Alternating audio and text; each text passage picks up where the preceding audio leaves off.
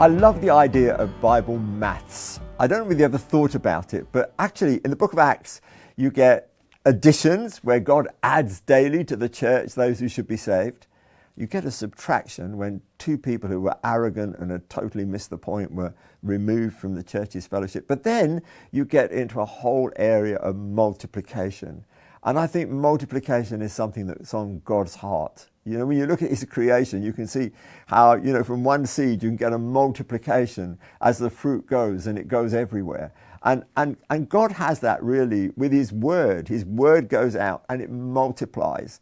And there's a multiplication of disciples too as we take hold of his word. And this is how God sees it. And Paul really wants to bring this home to a church that he had on his heart.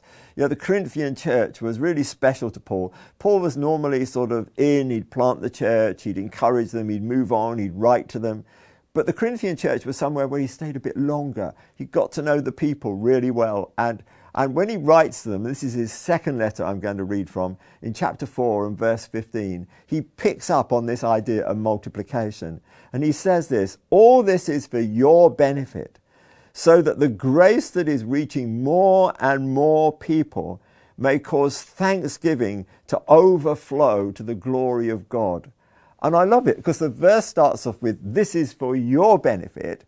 And then it goes on and says, so that there can be a multiplication, more and more people. And then in the end, all the glory and all the thanksgiving goes to God.